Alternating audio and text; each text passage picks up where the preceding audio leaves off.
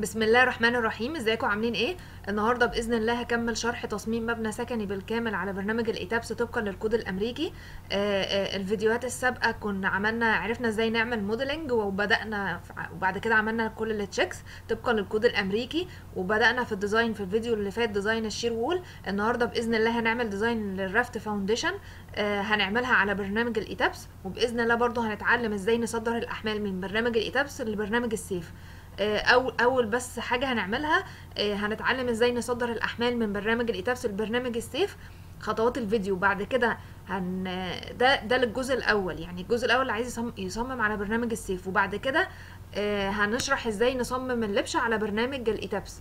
اول حاجه عشان نصدر الاحمال بنروح كده لقائمه فايل، بنختار اكسبورت، وبنختار حاجه اسمها اللي هي ستوري از سيف اف 2 كي فايل. تمام. وبنقوم جايين هنلاقي في حاجه طب طلعت دي اسمها ستوري تو اكسبورت. هنصدر انه دور؟ طبعا احنا هنصمم اللبشه، يعني هناخد الدور اللي هو البيز، اللي هو الدور الاولاني اللي احنا كنا معرفين فيه الرياكشنات، اللي هو اسمه البيز. طيب الاختيار التاني اللي هو اللودز تو اكسبورت، هنختار اكسبورت فلور لود اند لودز فروم اباف، اللي هو الاختيار التاني. ليه؟ لان احنا طبعا بنجيب كل الاحمال الواقعه على اللبشه اللي هو من الدور الاخير للدور الاول، فاحنا دايما بنختار الاختيار التاني. طيب اللود كيسز اند اللود كومباينيشن، هنصدر انه حاله تحميل.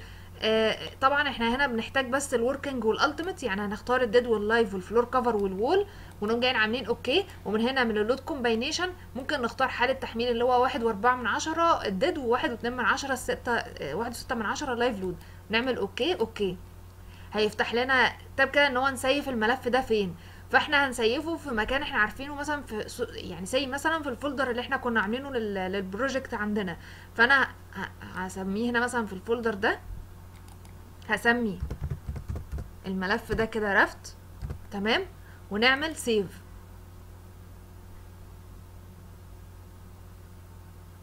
نستنى لحد ما يصدر كل الحاجات اللي احنا اللي هو بيصدر دلوقتي الاحمال بتاع الادوار كلها.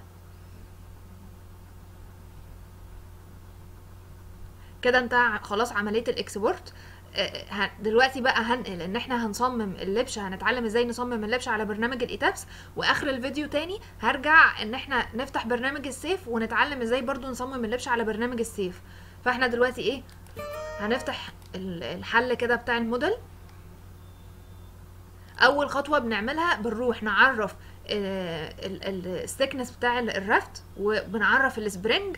وبعد كده الخطوه اللي بعد كده هنرسم الرافت ونديها السبرينج اللي هي اساين اريا سبرينج، وبعد كده نحل المنشأ.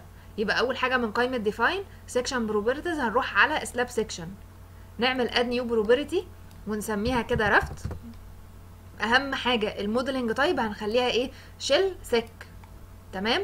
اللون ممكن نغير الكلر، نضغط عليه كده ونغيره باي لون. ننزل بقى تحت على البروبرتي داتا. التايب هنختار ان هي مات، لان انا دلوقتي هنصمم لبشه يبقى نوعها مات. نخلي بالنا اللي بيشتغل ايتابس 16 الكلام ده مش موجود، الفيرجن الحديثه بس هي اللي موجوده فيها، دخل فيها المات والفوتنج والكلام ده يعني. فهنا الطيب اهم حاجه نختارها مات. الثيكنس، بالنسبه للثيكنس بتاع اللبشه بنختاره اول حاجه بنفرض حاجه افتراضيه 10 سنتي لكل دور، وبعد كده بنعمل تشيك ان الثيكنس ده سيف ولا ان سيف. فاحنا هنا كنا عندنا التاور ده 10 ادوار، فاحنا هنفرض ان اللبشه سمكها متر، يبقى 1 متر، 10 سنتي لكل دور يبقى 1 متر، نعمل اوكي. طيب الخطوه الثانيه من ديفاين سيكشن بروبرتيز، او سوري من ديفاين سبرينج بروبرتيز هنختار حاجه اسمها اريا سبرينج. اد نيو بروبرتي، البروبرتي نيم نخليها مثلا زي ما هو مسميها، او نسميها مثلا رافت سبرينج. ننزل تحت كده هنلاقي في حاجه اسمها سبرينج كونستانت يونت اريا. السبرينج احنا طبعا السبرينجات دي بنعرفها على طبقا الكيو الاوبل اللي هو البيرنج كاباسيتي بتاع التربه اللي جاي من تقرير التربه. فاحنا هنا فرضا هنفرض ان البيرنج كاباسيتي كان كام، 2 كيلو جرام على السنتيمتر مربع. عشان ندخله البرنامج بنقوم جايين محولين التحويله دي ونضرب في 100 عشان نكتب الرقم هنا، يعني عشان نحول من الكيلو جرام للسنتيمتر مربع للطن على المتر مربع بنضرب في 10، وبنضرب كمان في 100 عشان نوزع على الاريا، يبقى هنكتب الرقم ده اجمالي 2000.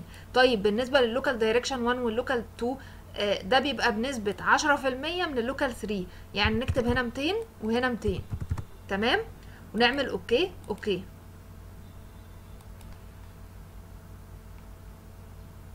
طيب الخطوه اللي بعد كده ان احنا ننزل نرسم الرفت طبعا يعني لو وقفنا كده في الجزء بتاع التاب دي كده وننزل بالاسهم عشان نجيب الادوار، يعني هيكتب هنا زد ب3، ننزل تاني لحد ما يجيب الزد بيساوي 0. قبل ما نرسم الرفت اهم حاجه ان احنا نقوم جايين عاملين سيلكت على كل السبورتات ومدينها ركيزه فري، تمام. assign joint restrain فري، ابلاي، اوكي. احنا طبعا كنا في الاول في الموديل حاطينها ايه ركيزه فيكسد، تمام، اتصال الاساسات فيكسد. عشان دلوقتي احنا هنحل بقى الرفت على برنامج الايتابس، فلازم ندي كل السبورتات ركيزه فري. نقف هنا بس كده عشان ايه، هو طبعا الركيزه اتشالت بس احنا عايزين نعمل ريفرش. لو وقفنا في التاب دي كده ووقفنا على علامه الريفرش اللي فوق هنلاقي الركيزه اتشالت او الركائز اتشالت. طيب الخطوه اللي بعد كده احنا عايزين نرسم الرفت. احنا هنصدر من تاني من برنامج الكاد لبرنامج الايتابس. طيب الرفت دي احنا بنرسمها ازاي او بناء على ايه؟ احنا لو رحنا كده للمشروع اللي احنا كنا شغالين فيه، احنا كنا فارضين ان هنا جار وهنا جار وهنا جار والشارع بس من الاتجاه ده. احنا عشان نصدر بنرسم الرفت بامر برضو بولي لاين، تمام، زي السلابه بالظبط. طيب الاريا دي بنجيبها او الرفرفه بتاع اللبشه بنحسبها ازاي؟ احنا مفروض في تشيك بنعمله اللي هو التشيك الستريس اندر رافت. ازاي بيتعمل؟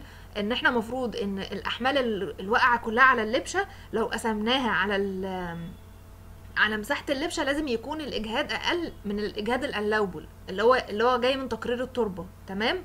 فاحنا هنا ايه مفروض في تشيك كده يعني سريع بيتعمل.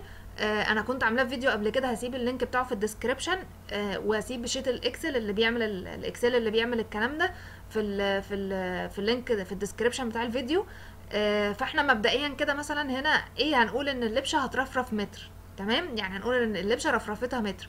فاحنا نقوم جايين راسمين، احنا بس عايزين ناخد كوبي كده، نمسح الكلام ده كله تاني، نمسح سيلكت على كل والاوبننج، نعمل ايزوليت.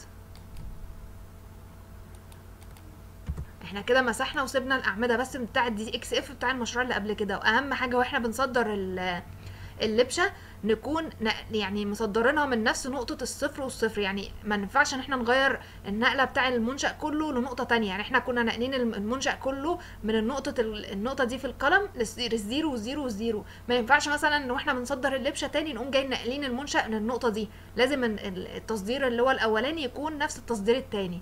طيب احنا كده هنقف على نفس اللاير، هناخد مثلا ايتابس سلاب ونقوم جاي راسمين. طبعا بنرسم ايه السلاب زي ما اتفقنا قبل كده او الرفت بامر بولي لاين او الريكتانجلر جزء من بولي لاين. فاحنا مثلا لو رسمنا هنا كده وسحبنا قلنا هننزل كام، نعمل F8 كده، قلنا متر، هنزود متر. طبعا قلنا ايه عايزين نعرف الاول الاحمال، توتال الاحمال على مساحه الرفت دي مسيفه ولا لا، طبقا التشيك ده طبعا زي ما قلت لكم هنسيبه في اللينك بتاعه في الديسكريبشن بتاع الفيديو. فاحنا دلوقتي هنعمل ايه، هنعمل فايل سيف از ونسمي ده ايه الرفت، طبعا الامتداد دي اكس اف فايل، ونعمل سيف. واهم حاجه هنقفل الملف ده كده عشان ينفع يتصدر معانا. بنروح تاني على برنامج الايتابس،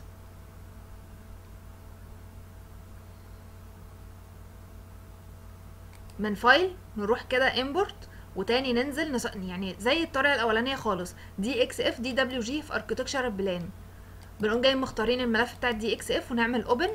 واهم حاجه اليونتس لازم تبقى بالمتر. وطبعا احنا هنجيب الدي اكس اف ده فين، في البيز اللي عشان احنا دلوقتي بنرسم اللبشه، ونعمل اوكي.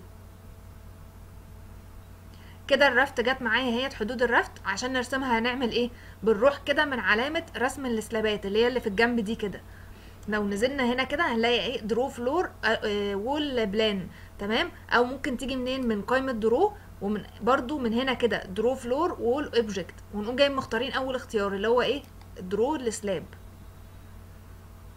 احنا كنا طبعا معرفين السكشن بتاع الرافت، فاحنا هنختار هنا كده ومسمينه رافت. هنختار من هنا البروبابيلتي اللي احنا عايزين نرسمها الرافت، وبنيجي من هنا كده.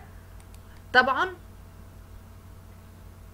احنا هنا في الزد، ثواني انا كده في الزد اللي هي الزد 30 الاركتكتشر لاير، نيجي على السلاب ونعمل كليك يمين اد اريا اوبجكت.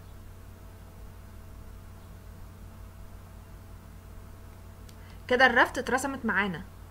تمام، احنا بس نتاكد هي ممكن تكون اتمسحت عشان الشل لازم هنا كده الفلور يكون معمول عليها صح عشان يبان قدامنا ان السلاب اترسمت او الرفت اترسمت يعني.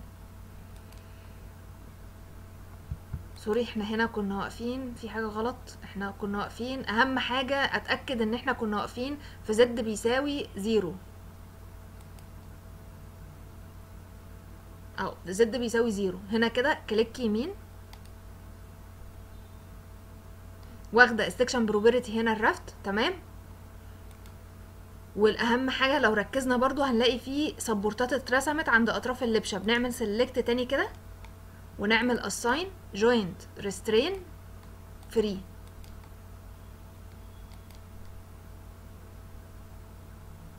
كده احنا رسمنا الرفت. باقي حاجه واحده بس قبل الحل، ان احنا نعرف السبرنجات على اللبشه.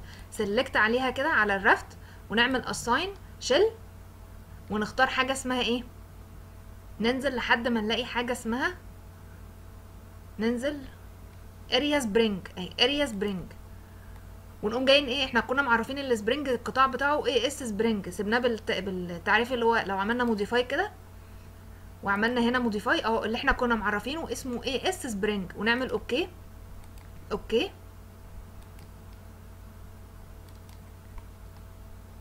تمام، ونعمل ابلاي. اوكي، يبقى كده الرفت دي خدت السبرنجات على اللبشه، خدنا السبرنجات على اللبشه. الخطوه اللي بعد كده بنعمل ايه، بنعمل رن للموديل تاني. رجعنا تاني بعد ما المنشأ حل. اول حاجه بنعملها بنعمل ايه، لو جينا هنا كده اول حاجه لازم نعمل التشيك بتاع الاسترس اندر رافت. ازاي بنعمل التشيك كده على برنامج الايتابس؟ لو جينا من الجنب كده هنلاقي في حاجه هنا كده جنب اللي هو الحاجات اللي بتقرا الرياكشن، هنلاقي في حاجه اسمها ديسبلاي سويل بريشر. لو ضغطنا عليها واخترنا هنا من هنا الكيس وهنا الكومبو حالات التحميل، احنا طبعا بنعمل تشيك للاجهادات على الرفت في حاله الوركينج. فاحنا هنا تقريبا كنا عاملين حالات وركينج ولا لا؟ لا ما كناش عاملين، فممكن نعمل هنا كده كلوز عادي من غير ما نفك الحل. ممكن نعمل حالات تحميل نزود والحل والقفل مقفول عادي. فمن قائمه ديفاين بنروح للود كومباينيشن اد نيو كومبو مثلا ونسميها الوركينج، نعمل اد كده ونقوم جايين هنا عاملين اللايف لود. طبعا حالات الوركينج بتبقى المعاملات كلها بواحد، وهنا الفلور كفر وهنا الوول. تمام، ونعمل اوكي. اوكي، نروح تاني هنا كده للتشيك بتاع السويل بريشر ونختار الكومبو، ومن هنا نختار حالة الوركينج ونعمل ابلاي. اوكي،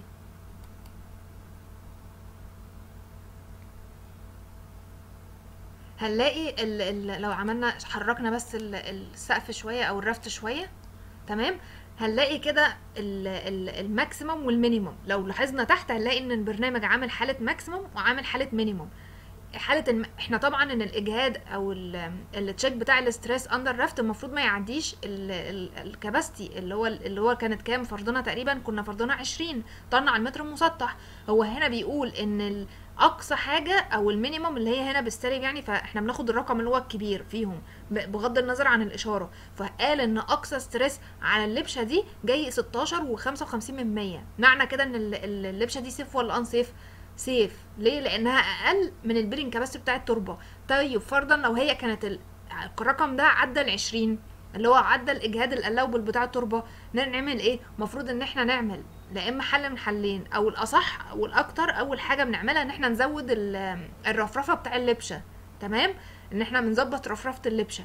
او اللي هو التاني بقى ممكن احنا ايه نزود السكنس، بس السكنس مش هيأثر قوي.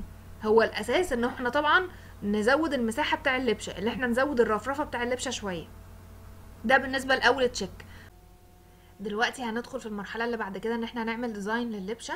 احنا طبعا مستخدمين الكود الامريكي، فعشان نعمل ديزاين هنلاقي فيه قائمه كده اسمها كونكريت سلاب ديزاين، او ممكن نجيبها من قائمه ديزاين. هنلاقي في حاجه برضو اسمها كونكريت سلاب ديزاين، يا اما نجيبها من هنا او من التابات اللي تحت.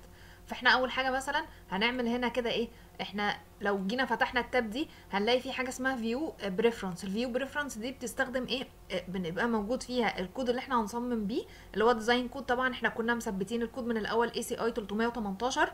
من هنا كده لو ضغطنا المينيمم كفر اوف سلاب هنلاقي الكونكريت كفر. طبعا الكفر بتاع الفاونديشن بيبقى بيتراوح من 5 ل 7 سنتي، فاحنا مثلا هنا هنعمله اسيوم 5 سنتي. بالنسبة لقطر الحديد المستخدم في تسليح اللبشة هنبدأ بقطر مثلا 16 ونعمل اوكي. الخطوة اللي بعد كده ان احنا بنستخدم لو عملنا كده select design combination فنودي ده كده كله الناحية التانية. الحالات دي كلها احنا مثلا هنستخدم حالات الالتيميت، فنقوم جاي سيلكت على الاتنين دول ومودينهم بالسهم كده بنعمل اوكي. من هنا كده نضغط بقى ايه، نبدأ نعمل الديزاين. نضغط على القايمة دي، وطبعا احنا اللبشة مرسومة في البيز فهنعمل نختار سيلكت على البيز ونعمل اوكي.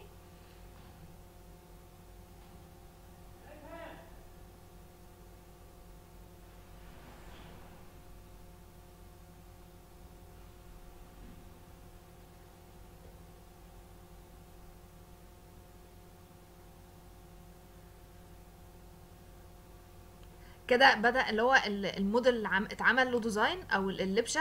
لو احنا مثلا عايزين نجيب كده نقف هنا كده في البلان،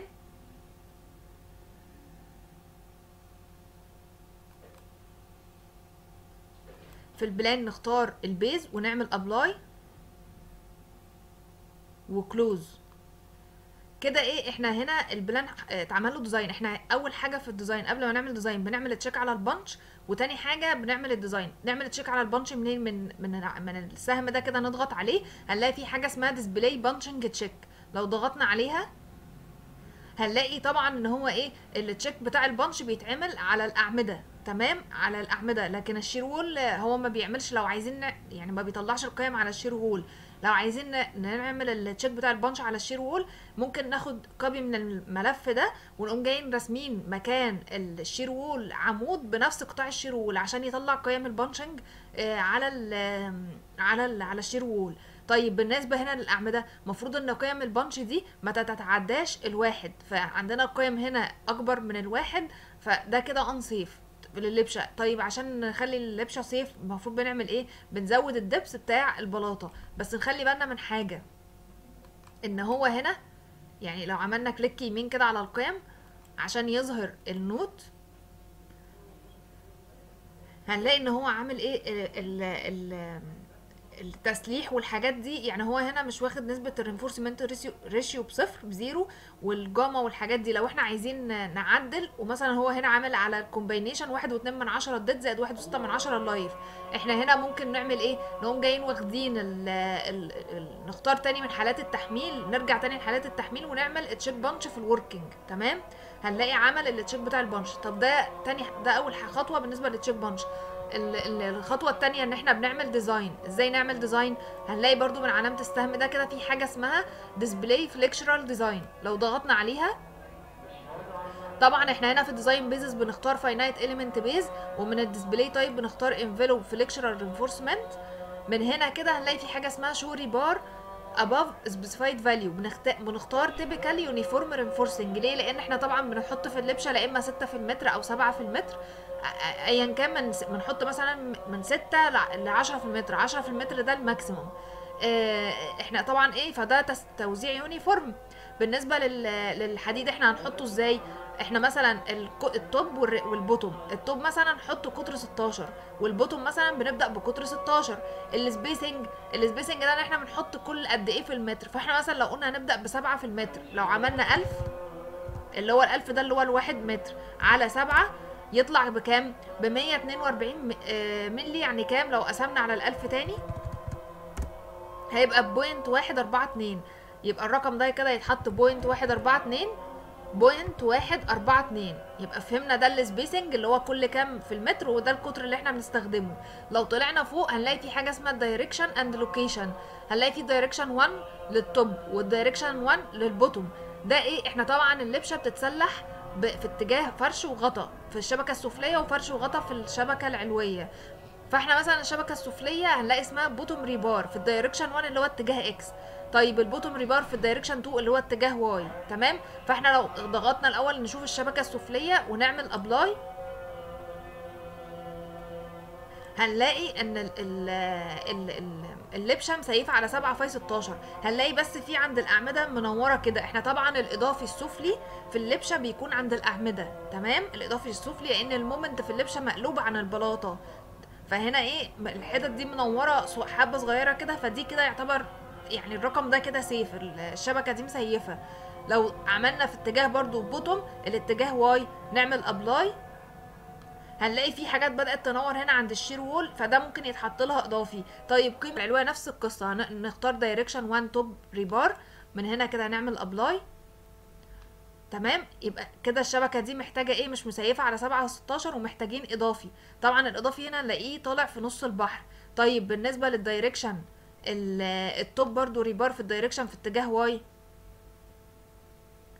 هنلاقيه مسيف، يبقى احنا هنا ايه مش محتاجين اضافي. والاضافي طبعا زي ما قلت لكم بنحسبه بنفس الطريقه، بنغير القطر او نزود السبيسنج، اللي هو مثلا احنا بنستخدم ضعف الشبكه او شبكه ونص عشان يسيف معانا. تمام. كده يبقى احنا عرفنا ازاي نعمل التشيك الستريس والتشيك بانش ونعمل ديزاين للرفت على برنامج الايتابس. الخطوه اللي بعد كده كنا بنعمل ايه؟ انا قلت لكم ان احنا في اخر الفيديو هنعمل ديزاين للرفت على برنامج السيف. فاحنا كده لو رحنا فتحنا برنامج،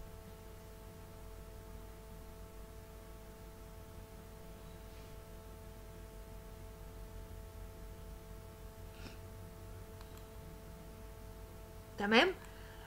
اول لما يفتح برنامج السيف بنعمل ايه؟ اول حاجه بنعملها بنعمل من فايل امبورت، نختار حاجه اسمها سيف اف 2 كي فايل، ومن هنا كده بنختار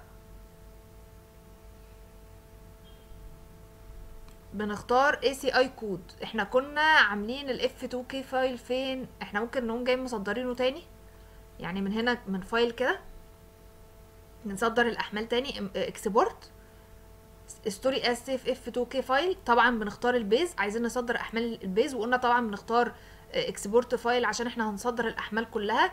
اللود كيسز مثلا ممكن نقول اول، نخليها مثلا اول المره دي، ونعمل هنا اول. اوكي. هنقول المكان اللي احنا هنسيف فيه، مثلا لو احنا عملنا هنا الديزاين عملناه في اي سي اي هنسميه مثلا رافت، نعمل سيف.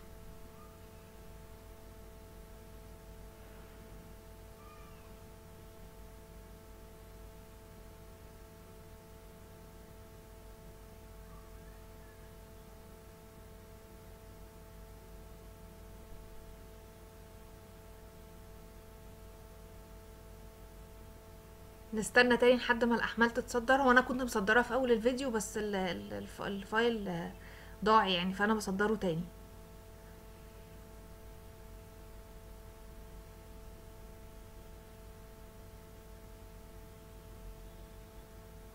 كده المفروض ان الاحمال اتصدرت. هنروح تاني لبرنامج السيف، من هنا كده هنلاقي فيه الملف اللي احنا عملنا له اكسبورت موجود هنا، هنعمل اوبن.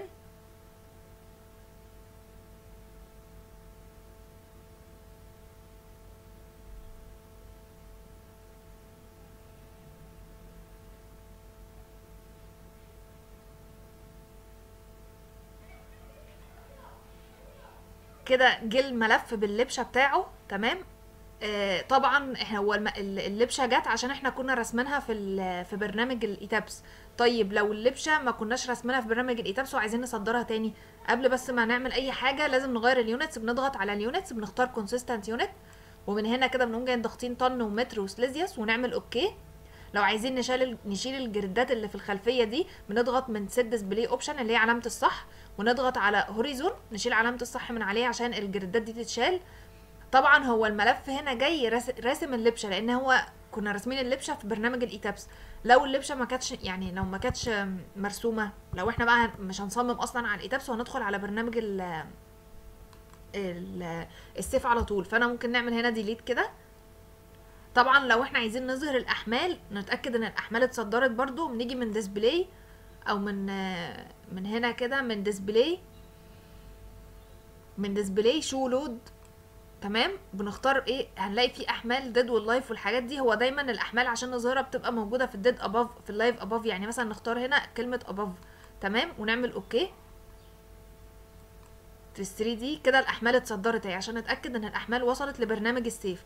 طيب دلوقتي احنا عايزين نعرف بقى اول حاجه من ديفاين ماتيريال ندخل عليها، ونقوم جايين تاني معرفين الكونكريت دايما في السيف بتبقى اسمها سي اس اي سي 30. لو عملنا عليها موديفاي كده ممكن نغير تاني نعملها كونكريت، نغير اللون نخليه مثلا لون الجراي، ومن هنا كده الجامعه ب2.5. الالاستيك موديلس ممكن نسيبه زي ما هو بيبقى متظبط، الريبواسيون ريشيو ب2/10. ومن هنا كده الاف سي بتاع الخرسانه نخليه مثلا ب3000 ونعمل اوكي عشان نعرف الثيكنس بتاع الرفت من ديفاين سلاب بروبرتيز. تمام.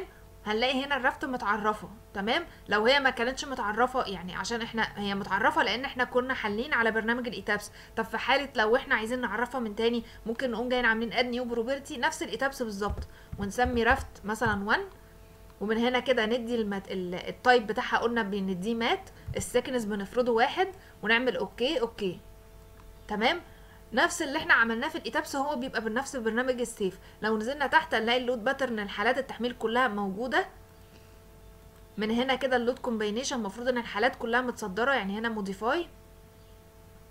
بس هنخلي بالنا ان هنا ايه اللود كيسز لو احنا عايزين نعرف يعني نتشك على حالات التحميل تاني. يعني مثلا الوركينج، حاله التحميل الوركينج ممكن نعرف حالات التحميل تاني لان حالات اللود كومباينيشن ساعات بيجي فيها مشاكل. فممكن هنا من هنا كده نعمل working. تمام. working 1 مثلا، ونقوم جايين برضو مختارين حالات الديد واللايف. يعني لو نزلنا تحت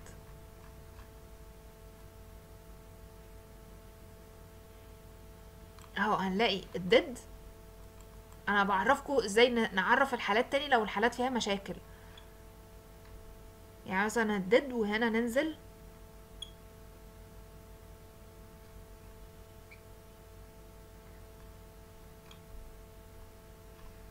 لحد ما نلاقي اهو اللايف ب1 هو نفس الايتابس بالظبط، وننزل تاني لحد ما نلاقي الفلور كفر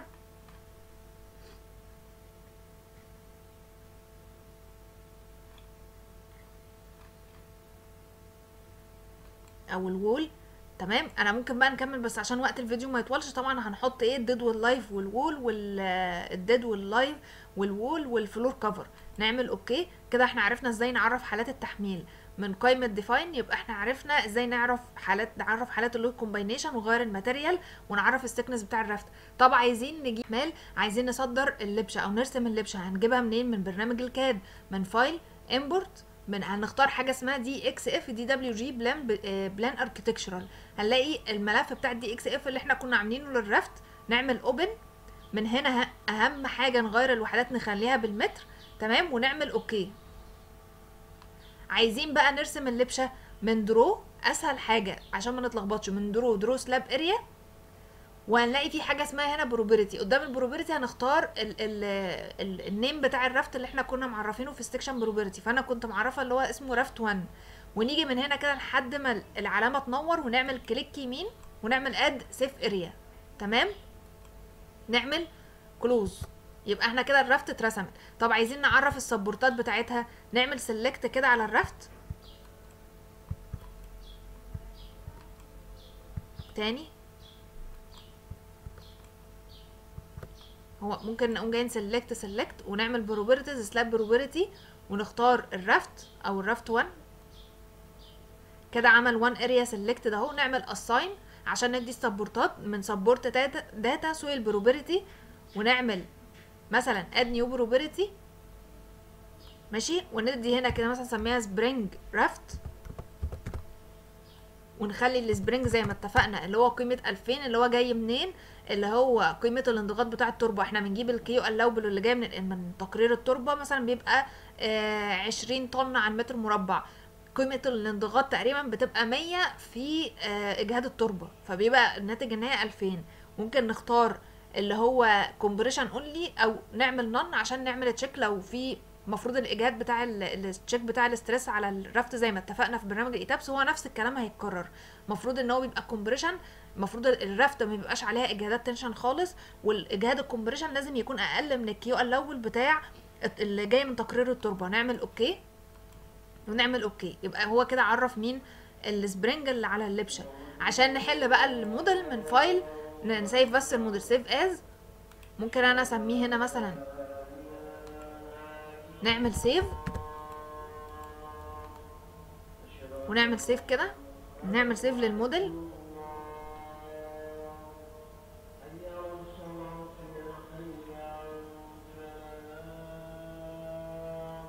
من اهم حاجه قبل بس ما نعمل رن، لازم من رن هنا كده نعمل اوتوماتيك مش سلاب اوبشن، ونغير نخلي مثلا المش نص. من هنا كده تاني من رن نقوم جايين عاملين رن اناليسيز اند ديزاين. تمام، نختار رن اناليسيز اند ديزاين عشان يعمل التشيك بتاع البنش، ويعمل نعرف نعمل ديزاين للرفت بعد كده يعني.